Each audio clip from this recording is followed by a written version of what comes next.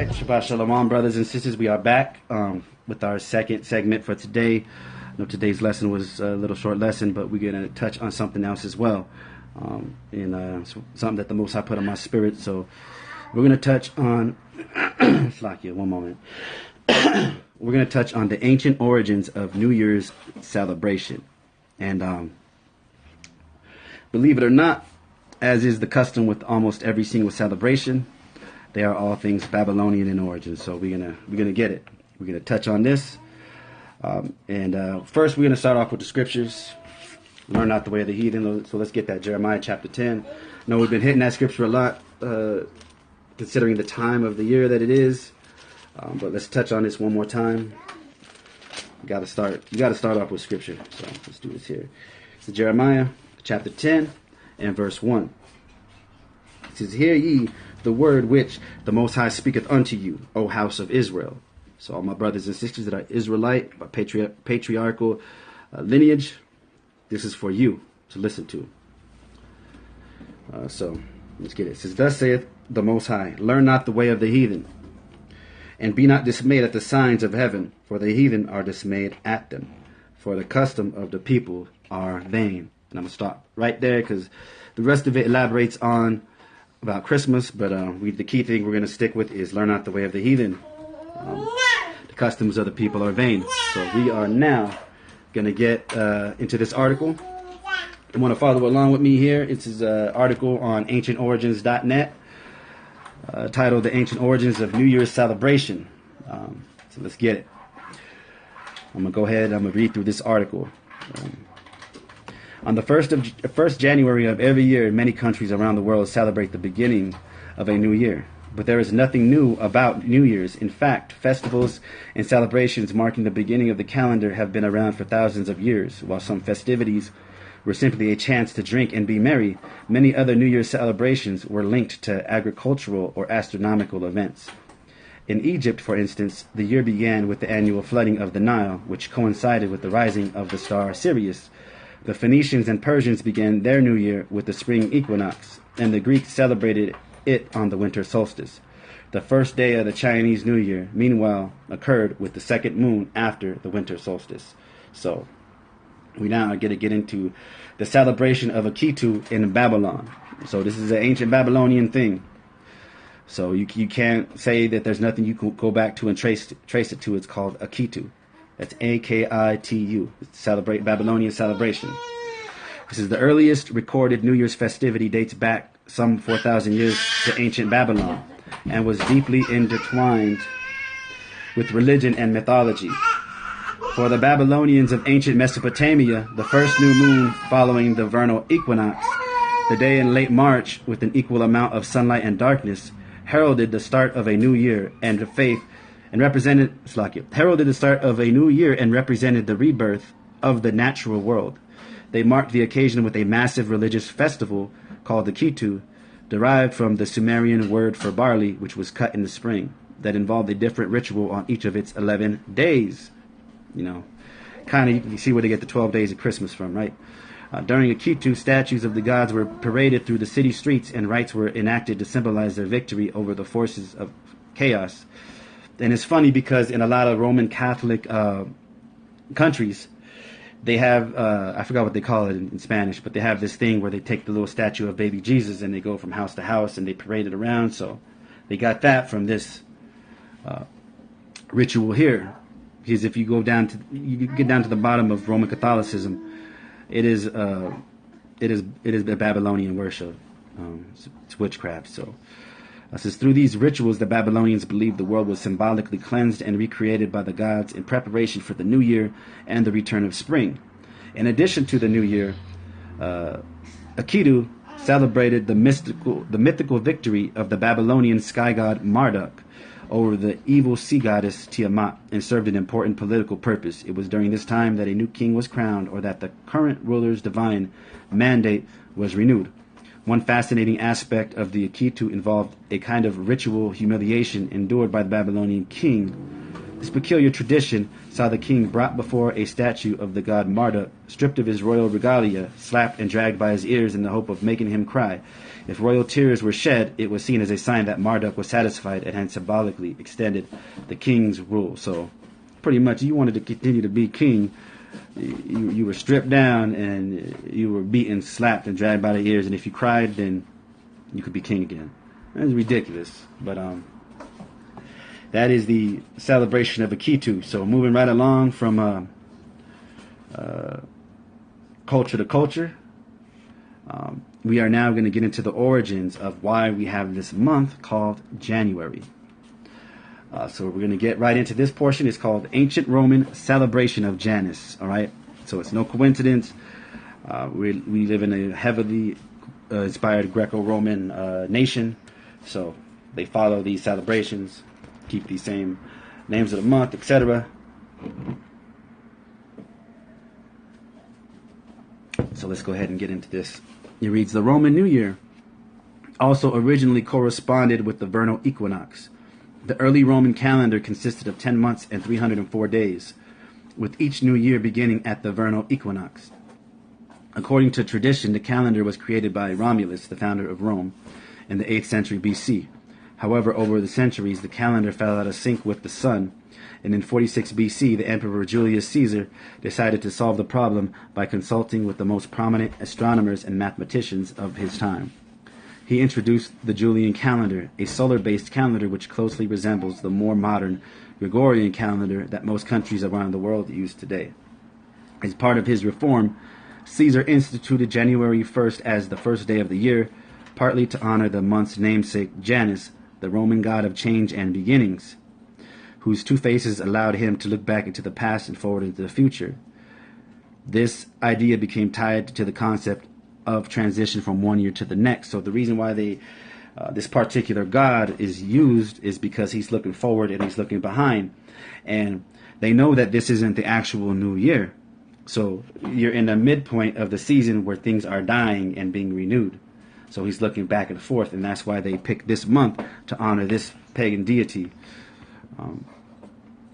Romans would celebrate January 1st by offering sacrifices to Janus in the hope of gaining good fortune for the New Year's resolutions, New Year's kisses, right? All the stuff people do, it's all tied back. They just it kind of morphs a little bit, kind of evolves a little bit, but it's the same thing. This is decorating their homes with laurel branches and attending raucous parties. This day was seen as setting the stage for the next 12 months, and it was common for friends and neighbors to make a positive start to the year by exchanging well wishes and gifts of figs and honey with one another. So now we're going to get into the Middle Ages, January 1st abolished. It reads, in medieval Europe, however, the celebrations accompanying the New Year were considered pagan and unchristian-like, and in 567 AD, the Council of Tours abolished January 1st as the beginning of the year, replacing it with days carrying more religious significance, such as December 25th or March 25th, the Feast of Annunciation, also called Lady Day. The date of January 1st was also given Christian significance and became known as the Feast of the Circumcision. Considered to be the 8th day of Christ's life, counting from December 25th and following the Jewish tradition of circumcision, 8 days after the birth on which the child is formally given his or her name, a shalom. However, the date of December 25th for the birth of Jesus is debatable, obviously, right? So this is why they picked these days, because so many days after would have been the day of a circumcision, according to the Torah law. So all these things line up for their little pagan origins. So now we're going to get into, we're just going to read this little bit here on Wikipedia real quick. Just wanted to touch a little bit on it. So let's see here. It says New Year's Day, also simply called New Year's or New Year, is observed January 1st, the first day on the modern Gregorian calendar as well as the Julian calendar. In pre-Christian Rome, under the Julian calendar, the day was dedicated to Janus, god of gateways and beginnings, which we just read about, for whom January is also named. As a date in the Gregorian calendar of Christendom, New Year's Day liturgically marked the feast of the naming and circumcision of Jesus, which is still observed as such in the Anglican Church and Lutheran Church. So they know that this date could never be, but yet they're still going along with it. In present day, with most countries now using the Gregorian calendar as their de facto calendar, New Year's is probably the most celebrated public holiday, often observed with fireworks at the stroke of midnight as the New Year starts in each time zone. Other global New Year's Day traditions include making New Year's resolutions. So one thing I would like to point out is that when we are to take, drink, and eat, we are to bless it and thank the Most High for it and then partake. So everything that we do is in some form or some way, like Yasha told us, do all things unto the Most High. So if you can't do this unto the Most High, you're doing it for some other God. It doesn't matter what you want to say, what you want to call it. You're doing it to some other God. So what is it going to be? Sunday night, early Monday morning, people are going to be drinking. They're going to be drinking drink offerings to Janus, regardless of whether or not they want to line their actions up with that. That's still what they're doing. Not only that, but you also have a high level of fornication. A lot of people die, a lot of drunk driving, things of that nature. So just keep in mind, when we do drink and we do eat and you're having a feast, because that is how we worship and honor and celebrate the Most High Power, the God of Israel, creator of the heavens and earth. We celebrate through feasting. So when we are feasting and it's not on that day, you are feasting to another God. So with that, we are gonna let me see here. I think I have a couple more articles. Let's see here. Let's touch on. We're gonna read a little bit about Janus now. Okay, I want my brothers and sisters to really understand that these things are actually all linked to something. Like this is, and I want to show y'all this picture real quick so you can get a kind of see, I don't know how well you can see that, but that is Janus. So this is a real thing. It's made up because they made it up, but it's a real thing. This is what January is named after. So we're gonna go ahead and get this. One moment, y'all. All right. This is an ancient Roman religion and myth. Janus is the god of beginnings, gates, transitions, time, duality, doorways, passages, and endings. He is usually depicted as having two faces since he looks to the future and to the past. It is conventionally thought that the month of January is named for Janus, but according to ancient Roman farmers' almanacs, Juno was the tutelary deity of the month. So we know June is named for Juno. So they try to cover this up. But whatever, we know what this is. We just got the other article from the ancient origins. So here we can see that whoever put this information here in the Wikipedia, they're trying to downplay the actual Janus worship. It reads, Janus presided over the beginning and ending of conflict, hence war and peace. The doors of his temple were open in time of war and closed to mark the peace. As a god of transitions, he had functions pertaining to birth and to journeys and exchange, and in his association with Portinus, a similar harbor and gateway god, he was concerned with traveling, trading, and shipping. So there's an actual god over traveling, trading, and shipping and commerce. And this happens to be one. See, I'm learning right along with my brothers and sisters. It's crazy. Janus had no flamen or specialized priests assigned to him, but the king of the sacred rites himself carried out his ceremonies. Janus had an ubiquitous presence in religious ceremonies throughout the year. As such, Janus was ritually invoked at the beginning of each ceremony, regardless of the main deity honored on any particular occasion. The ancient Greeks had no equivalent to Janus, whom Romans claimed as distinctively as their own. So, regardless, this was like their head deity, because regardless of what other deity they were honoring, Janus was invoked. That's why he starts at the beginning of their year. This is crazy. Let's see here if there's anything else on here.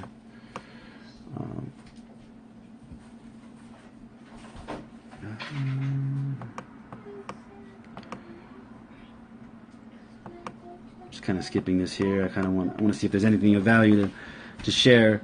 Also, brothers and sisters, you can go and you can look at this stuff yourself.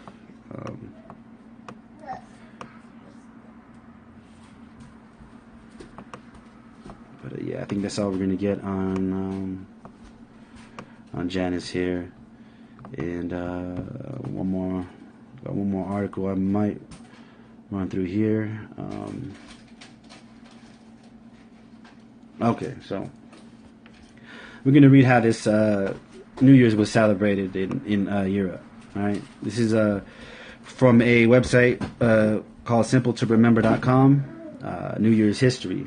And it's just a simple, real quick rundown of these New Year's celebrations that would happen in ancient times. So it reads, in 46 BCE, the Roman Emperor Julius Caesar first established January 1st as New Year's Day.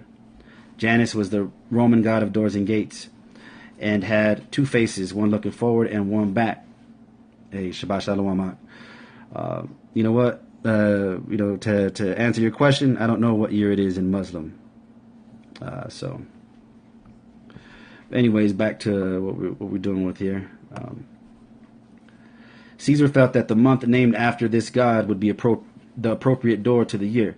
Caesar celebrated the first January 1st New Year by ordering the violent routing of revolutionary Jewish forces in the Galilee. So, for my brothers and sisters of the Hebrew Israelite understanding, as we can see, tied in with this New Year's, the very first New Year's celebration that was decreed by Caesar, the first one was celebrated by ordering the violent routing of revolutionary Jewish forces in the Galilee. Eyewitnesses say blood flowed in the streets. In later years, Roman pagans observed the New Year's by engaging in drunken orgies, a ritual they believed constituted a personal reenacting of the chaotic world that existed before the cosmos was ordered by the gods, which goes back to the Big Bang theory, right? They said there's this Big Bang, and then all life happened, right? It's the same thing, and then they get that from phallic worship because there's a Big Bang, and then life happens as the two, the seed, the man's seed and the woman's eggs come together. So here they are. This goes to show you just, how everything goes back to some sort of fertility cult. But for my brothers and sisters that are Hebrew Israelites, you got to understand that, and this is something new to me that I just learned, that there's blood was flowing in the streets as our people were being persecuted by the Romans. So I pray brothers and sisters really reflect on that if they are toying with the idea of going out, because it's not going to be on a Sabbath night, it's going to be on a Sunday night. So I know, probably brothers and sisters is kind of toying with the idea, or maybe thinking it's an opportunity to go, sit with my brothers or my family, my cousins, and share this truth. Most High willing, that is what you do if you intend to go somewhere, if you get invited somewhere. But if you just so happen to go ahead and go against your better judgment, just realize that you're honoring a different deity. And being that the Shabbat was the day before the New Year's, how are you going to honor the Most High on his set apart day of rest, and then the next day immediately go out and take drink offering and food offering to Janus? Really think about this. As Christianity spread, pagan holidays were either incorporated into the Christian calendar or abandoned altogether. By the early medieval period, most of Christian Europe regarded Annunciation Day, March 25th, as the beginning of the year. So here we are, they're getting closer to the actual New Year, right? According to Catholic tradition, Annunciation Day commemorates the angel Gabriel's announcement to Mary that she would be impregnated and conceive a son to be called Jesus, whom we know in the scriptures it says Savior, because he's going to save the world. Savior in the Hebrew translates to Yasha. Let's get back to this article here. It reads, after William the Conqueror, also known as William the Bastard and William of Normandy, became King of England on December 25th, 1066, he decreed that the English returned to the date established by the Roman pagans, January 1st. To a certain extent, Jesus was created by the Romans. His actual name is Yasha. So you did actually have some truth in your comment there. But Christ, the man, actually physically walked the earth and performed miracles. he was the Son of the Most High God. And he came down to be a propitiation for our sins. So the image of Caesar Borgia, that Jesus, yes, that is a false invention. But Christ, the actual Son of the Most High, whose name is Yasha, who had feet like bronze and hair like wool, that we can read about in Revelations chapter 1 and verses 14, he was an actual real man. So let's not get the two confused here. I'm not dealing with modern Christian thought. I'm dealing with ancient Hebrew thought. I'm straight from the scriptures. So I pray that that'll answer your questions. And I'm not here to debate with you. If you would like to actually dialogue, let me know, and we can move this dialogue into a private setting. But I'm going to go ahead for time's sake and for viewers' sake and move along with my intention here, which is to go over this article.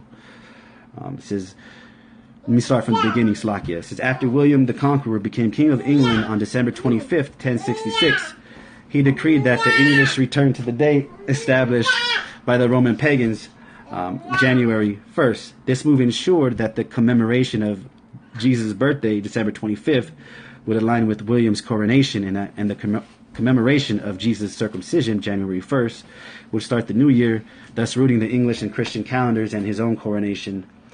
William's innovation was eventually rejected, and England rejoined the rest of the Christian world and returned to celebrating New Year's Day on March 25th. So in early Christianity, it was believed that March 25th was the first day of the year.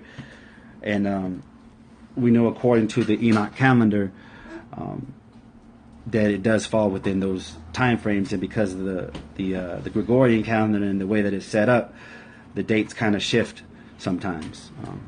Let's go ahead and get back to this article.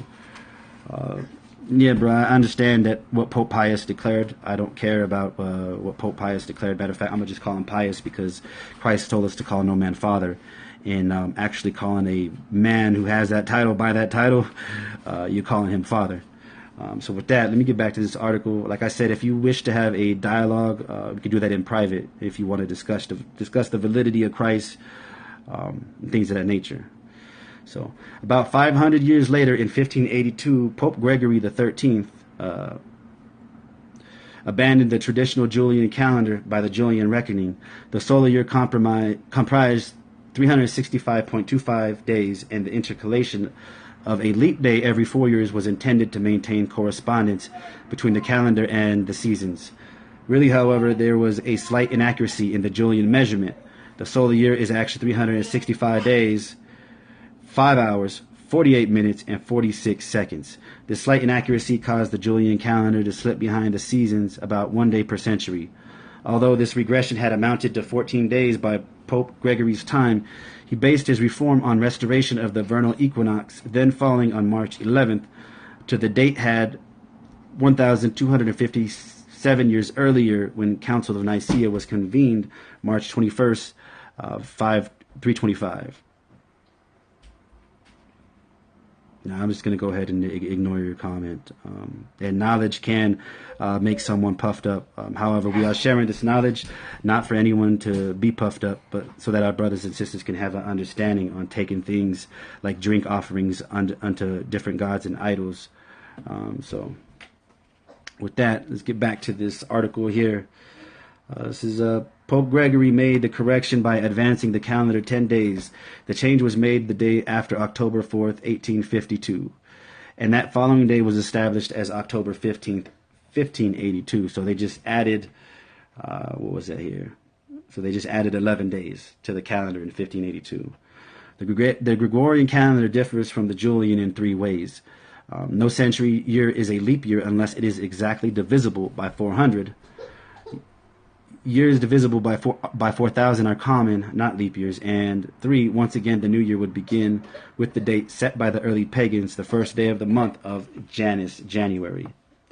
On New Year's Day, 1577, Pope Gregory XIII decreed that all Roman Jews under pain of death must listen attentively to the compulsory Catholic conversion sermon given in Roman synagogues after Friday night services. So once again, I'd like to point out to my brothers and sisters that these are Israelites that were being tortured here.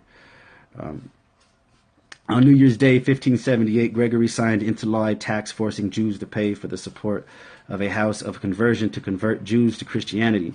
On New Year's 1581, Gregory ordered his troops to confiscate all sacred literature from the Roman Jewish community. Thousands of Jews were murdered in the campaign. Throughout the medieval and post-medieval periods, January 1st, supposedly the day on which Jesus' circumcision initiated the reign of Christianity and the death of Judaism, was reserved for anti-Jewish activities, synagogue and book burnings, public torture, and simple murder. So once again, I'd like to point out that the people that are spoken of here are actually Hebrew Israelites, and not the people that are over there today that call themselves Israelis. Nowhere in Hebrew can you find the word Israeli. That is a invention. That's something that's relatively new. These were people of color that were being persecuted and tortured. So you want to understand what was really going on here. It's the same thing that has been happening. It's the persecution of the Most High's people.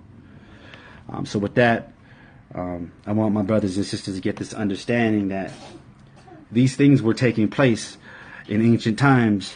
So once again, like I'm saying, for my brothers and sisters that are toying with the going out for New Year's Day because it's not on a Shabbat, and the day after is not a Shabbat.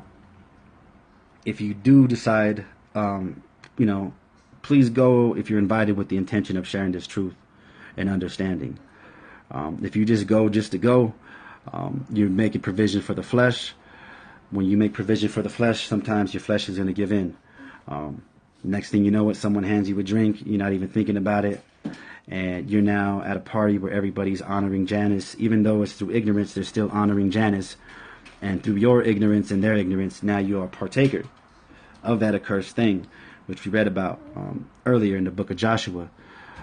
So please, brothers and sisters, be very, very mindful of what you're getting yourself into. I know this probably seems like one of the most innocent holidays that the world partakes in. But as we just read, it's not innocent, and it actually goes back to the slaughter of Hebrew Israelites from the tribe of Judah, Benjamin, and Levi. Because during that time, the northern kingdom was over here in the Americas. So brothers and sisters, really think about what you're doing. I pray, brothers and sisters, stay strong, remain strong. Don't partake in this pagan feast day. With that, we give all praises to the Most High, AHAYAH, Ba'ashem Yasha, Rawach, Qadash, Chakamawath. Thank the Most High for allowing us to rise up this morning on the Shabbat and present this information. So with that, brothers and sisters, I pray you stay strong in the faith. If you have any questions or comments, our conference line number is 302-202-1110. Once again, that's 302-202-1110. We'll take your questions, your comments, whether it's about this lesson or not. Also, our email is scatteredsheep@yahoo.com. Once again, scatteredsheep@yahoo.com. Our YouTube page, just do a word search of Servants of the Scattered Sheep. We should pop up pretty easily. We also have a Facebook page. We're not really active on Facebook that much, but there's a Facebook page, there's an Instagram page. Brother Amar has been working on a website now for quite some time. It's a really nice website. It's coming together. Pretty soon we'll have something like a hub to where brothers and sisters can just get all the videos and the Periscope broadcasts and PDFs of the lessons and things of that nature all in one area. And then, we can take your questions, comments, prayer requests, things of that nature. But the brother's been spending a lot of time on this website, and it's really nice, and we can't wait to, share it with everybody. So with that, I want to bid everybody a highest speed. Kwam Yasharallah, Most High willing, we will be back next week with some other topics the Most High places on our spirit. The lesson Brother Amar did last night will be available shortly. I'm going to be uploading that to YouTube immediately following this broadcast ending. So with that, higher speed, Kwam Yasharallah, stay strong in this walk, and don't allow yourself to be ensnared in thinking that these things are innocent and just simple. We've come to find out in this truth that everything pretty much that has a celebration has a Babylonian pagan origin behind it. So let's be wise and let's fear the Most High and serve Him only. With that, highest speed, Shalom.